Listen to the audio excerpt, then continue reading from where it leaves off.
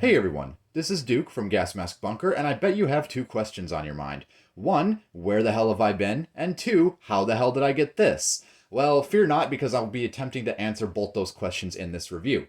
So, before I get into history and what exactly this is, aside from what you've already read in the title, let's get into the quick little spiel of why my channel has been inactive.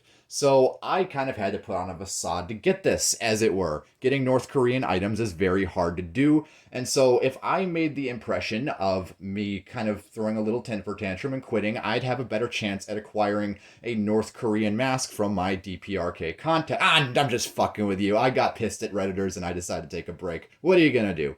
But nevertheless, we have a very important mask to show off for you guys today, so I'm going to attempt to do that in with as little information as I have right now. And if you haven't already and you want to know more about this mask, assuming you speak Russian, I would go ahead and check out Sam Hein's review, which I will link down in the description below.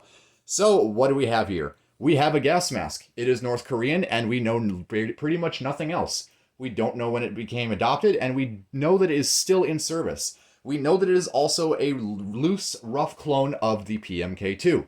That is pretty much all that's been established, and they've been seen in service as current as this year. So, where do we start with this, knowing that we have no information on it? Well, let's start with how I got it. So, bit of a weird story with this. Retro Respirators, who I've done several videos on his masks and mentioned several times on this channel, he actually pointed me out to a private individual seller who had an example of one of these masks for sale through a Russian Facebook sales group for Militaria. Normally selling Russian FSB and special forces equipment. I don't really do anything on there anymore. I did it back when I was doing Chechen War impressions, but he noticed it and pointed it out to me. And for how cheap it was, I had to snag it. And I'm amazed that nobody else had snagged it before me, just knowing what this thing was.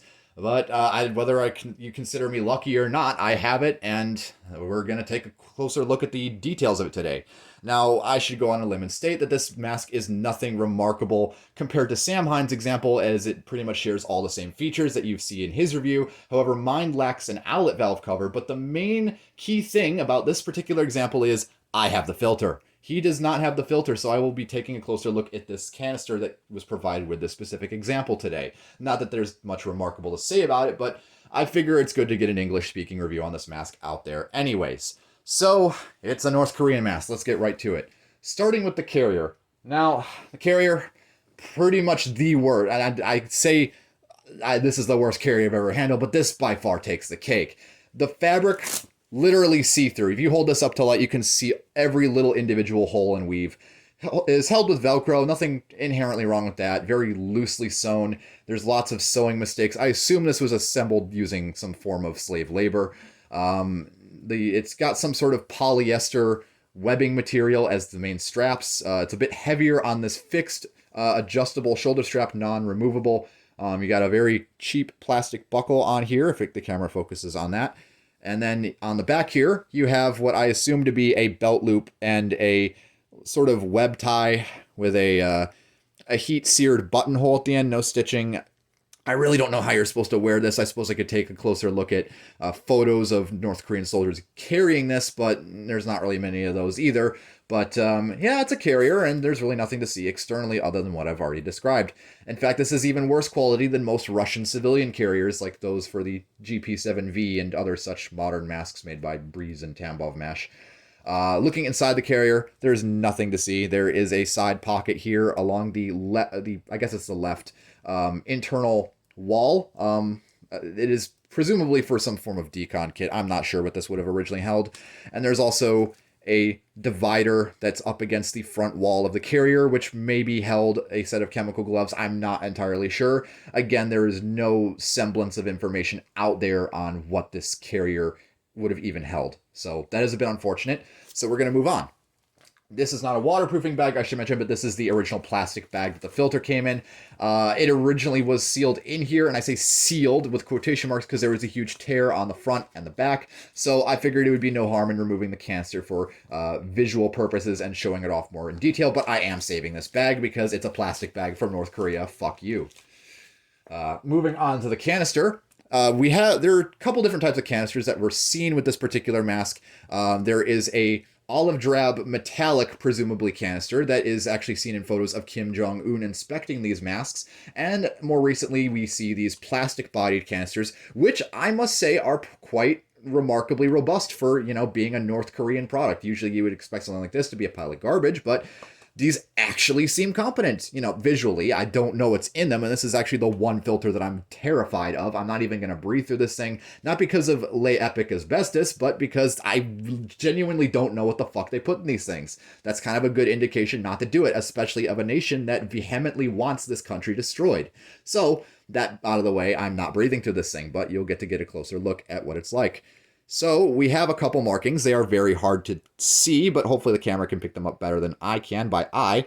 You can get a good look at that. I can't speak Korean or decipher these numbers. Get a good focus on that. And obviously, the plugs are still in place. I already opened this up. It made a hiss, like it was venting air. This thing was pressurized on the inside. That's not a very good sign, which means something was creating pressure in here. Something with the absorbance was creating air pressure inside of it. I don't know what's going on with that, and it didn't kill me, so I'm assuming that it's just some sort of absorbance deteriorating. The bottom, just a plastic plate. You can't really see anything through there. The top here, you could see into the canister with the absorbance, which, you can take your best guess. I know I'm going to get asbestos comments for this. Have your little jokes. And then you have a couple inspection, presumably stamps, on the top of the canister. And I know that light glare is really, really irritating to look at, but it's the only way I can really show off these markings all that well. And it looks 3D printed in places, but no, it's not. It's just kind of shoddily molded, but it's definitely better than what I was expecting, honestly, for, a plastic North Korean filter. The fact that they even, offer a plastic filter is quite astounding. And if one didn't know that this was a North Korean filter, you probably would have, one could easily assume this to be a Russian or some other nation's canister, in quite honesty. And now let's take a look at everything, the thing that everyone came here to look at, presumably. The face piece. Now, again, nothing really to say about the face piece that hasn't already been said, albeit in Russian, in Sam Hein's video, but let's take a look at it anyways. So, as previously mentioned, it is missing the outlet valve cover here. It would have been a similar plastic cover to the Draeger Coretta M mask, or the Draeger Coretta mask. I don't know. Draeger had a lot of masks that had a similar outlet valve cap, and it's missing that on mine. Not that I don't think it's compatible. Sam Hein already demonstrated that the outlet valve, despite being similar in shape and thread to the PMK2s, or just the PMK series in general, is not compatible, and they are completely different thread tolerances. The front voice emitter here is of a plastic body and is reasonably good quality. It doesn't feel cheap at all.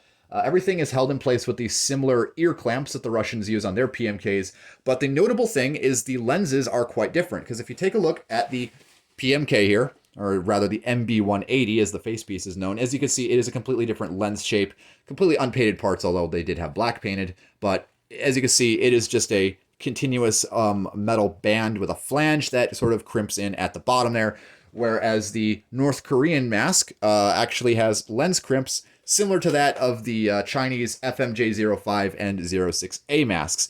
I do not think that they are entirely the same. In fact, looking at them now in comparison, they are slightly different in their shape. The Chinese ones are a lot more rounder, but it's effectively the same shape and size, more or less, just with some minor differences. The North Koreans, unfortunately, did not have the foresight to put any sort of fabric underneath these lens crimps like the Russians and the Chinese have done on their lens crimps. And there's actually been a couple places on the sides where the lens crimps were actually poking into the rubber, and I had to back off those a little bit for fear of this mask destroying itself. Obviously, the main thing that you'll notice is on this side, there is no filter port. Presumably, this thing would have been designed so that if you wanted to provide a mask for a left-handed firing soldier, you would mold the port for the permanently installed inlet valve assembly. On this side, however, I have not seen any physical examples or photographed or filmed examples of this mask. There's really any examples whatsoever of this mask being procured with a left-handed canister port on the opposite side. So kind of a questionable design feature, why they didn't, necessarily copy the same bayonet system as the PMK2. But it's kind of welcome in my opinion. You got less to worry about, just thread a canister on, and it's just fine. However, what I would have done when designing this is I would have probably made the threads a bit more recessed, like have this flanged portion going into the mask, so that way you can have the the threads sort of flush with this cylindrical surface of the facepiece, and it would have been a lot more lower profile, but I assume the North Koreans weren't really worrying about that when they were designing this. In fact, the fact that this mask is so competent in general is, again, quite an astonishment. Looking at the head harness, it is pretty unremarkable. It is just a 5-point rubber adjustable harness with the top and the temple straps not being adjustable while wearing the mask. You would pre-adjust these, but the nice feature about the North Korean head harness is that the bottom straps are adjustable, similar to similar to Chinese masks, how they would have that similar buckle system on the bottom straps. But in this case, again, it's a rubber harness, and it's just a hell of a lot better of a design, in my opinion. There's certain features with this mask that are just done way better than the Russian counterpart, whereas it kind of shot themselves in the foot with others, such as, not molding a canister port on the other side and whatnot. Getting a look at the outlet valve, again, it is, I originally thought these gray rubber components were silicone, but nope, it's just a different blend of natural rubber. And I noticed that in a couple places, the rubber appears to be sort of deteriorating. You can't really see it that well on camera probably, but there's just several spots where the rubber is sort of dryish. And whenever I was washing the mask, because God knows when I first got this mask and opened the package, first thing I did was rinse the fuck out of this thing. I was not going to handle this thing and risk getting some sort of North Korean virus or whatever. Maybe that's me being paranoid, but, better safe than sorry in these days. But either way, this thing got a wash, and there were some spots where there was black, sooty material rubbing off on my hands, typically indicative of deteriorating rubber. I siliconed this thing. Didn't use too much for fear of damaging anything, but hopefully it holds up for the next couple decades or however long this thing lasts. But anyways, the rubber quality, as I was going to say, is actually quite similar in texture, scent, and feel to a lot of Japanese post-war industrial masks that I've handled.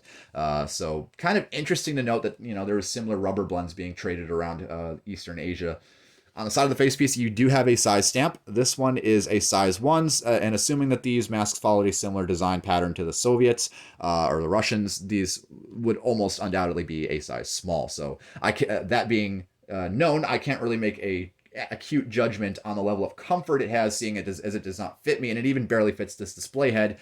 But nevertheless, I can actually somewhat reassure that this mask is comfortable, and definitely more so comfortable than the PMK, for one reason in particular. As you may have sort of seen through the lens, it has an inner oronasal cup. The PMK2 does not have an inner oronasal cup, and so automatically on that notion, the North Korean mask is far superior. As weird as it is to say. But anywho, that's really all there is to see from the outside, so why don't I take the mask off its head and I will invert the harness and we will take a look at the inside. So, see you then. Alright, now that we have the mask inverted, we can take a look at the different features and markings that are present on the inside. So right off the bat, we have an inner oronasal cup, which everything is a bit dilapidated. It's a North Korean mask. It got shipped overseas through several different nations and ended up in the United States for my sorry ass to review. So I'm lucky that I have this thing at all to show you guys. But some permanent warping is to be expected even regardless of where it came from, because they store these things so improperly. Nevertheless, it's all there. You can see the lenses throughout the interior, which have a greater peripheral view, presumably, than the Russian PMK2. The inner oronasal cup does not have any valve discs, but rather has a cutout opening at the top, similar to a lot of Avon masks, which is I don't know if that was done out of ingenuity or rather they were too lazy to add any oronasal cup valve discs, but it is definitely a beneficial feature nonetheless. The front voice emitter throughout the inside has a interesting hexagon pattern. I'm not sure why they chose that. Maybe perhaps that's for some sort of torque tool to unthread the voice emitter from the inside, but it doesn't appear that you can do that either way, especially since this voice emitter, this oronasal cup is a royal pain in the ass to reinstall. As you can see, it's not properly installed on there because the tolerances between the front voice emitter and the outlet valve are so tight that I literally had to turn the mask inside out, and I felt like I was halfway to breaking the dang thing just to get most of this oronasal cup back in place.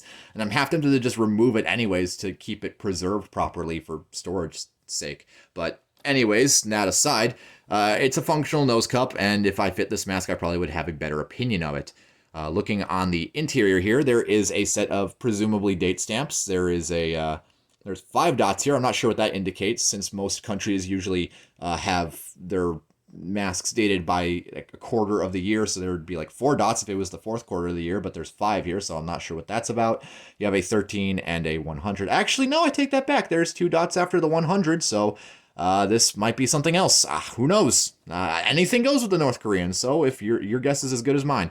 Looking down in the bottom there, you can see the outlet valve, which I don't know if I unthreaded that for the video, but I will do it right here really quickly to show that off for you. And again, it is incompatible with the PMK2s or the PMK series outlet valves, so can't really thread the other on. Now that that's back in place. On the opposite side, there is pretty much nothing to see. There's more of these little rubber spikes here, and that I'm almost wondering if that's what these are here for. Maybe as some sort of weird canister supply. I don't really know what they were intending with that. There's, again, nothing to see. It's just a mask with a nose cup and, you know, an inlet valve on the side. You have a sweat groove at the bottom of the chin cup here, obviously for draining any sweat and moisture that, you know, ventures into the peripheral seal and may break the seal. And that can drain out into the outlet valve. So there's no problems with that. Very well designed and obviously based off the PMK2. So it's going to share a lot of the similar patterns and features. It's just this mask is marginally better because of its nose cup. Again, there's nothing else that I could really mention. There is a number 16 at the bottom right-hand side of the nose cup there. I doubt you can really see that all that well, but it is there, whether the camera wants to pick it up or not. There is a purple stamp of some sort on the inside of the front voice emitter, presumably an inspection stamp. That's really all there is to see. Oh, I take that back. I completely forgot about the markings on the inside of the head harness, which thank God it is not textured like the PMK series, so it is slightly more comfortable to put on comparatively to the PMK series. But I will get the camera to hopefully focus in on that a bit, and you can see a 205 up there. I know Samhain had some information on this. I'm not really sure, but there you see another number 100, which I assume is some sort of date system, and then the 11, yeah, I'm not sure either. Maybe that's a size, who knows. But again, you got a numeric size system for the head harness straps, and then getting a closer look at the buckle system, which is similar to a lot of Israeli, Chinese, and German style masks. And then the top and temple buckles are pre-adjusted, and the plastic is of utter shit quality. Just look at that. It literally looks like it was molded in somebody's house or something. But that's all there is to see, except for one thing. This mask has a unique thread pitch to it because it is not specifically GOST. It can fit some NATO canisters, so I will demonstrate that now. So I have not actually gotten any... there's like a specific type of thread pitch in the realm of NATO threaded canisters that will fit this mask. For instance, a C2A1 canister or a US non-metallic hose will not thread onto this mask. However, other canisters like the MSA OptiFilter XL, which has a slightly looser thread pitch, threads on without a hitch. It just goes on fine. No resistance whatsoever, and it's perfectly tight down on there. Could you imagine the irony if I went around with COVID protection with a North Korean mask? That would be hilarious, but my own humor aside, that's really all there is to mention. It's a North Korean mask. What more can I say? If you have more information, just feel free to let me know. I'm definitely interested in knowing more about this mask, if anyone has any more information, that is, because just the fact that any of them exist outside of North Korea is amazing. So that being said, if you have any comments, questions, corrections, or concerns, as always, leave them down in the comment section below. I'm Duke from Gas Mask Bunker, and I will see you all later.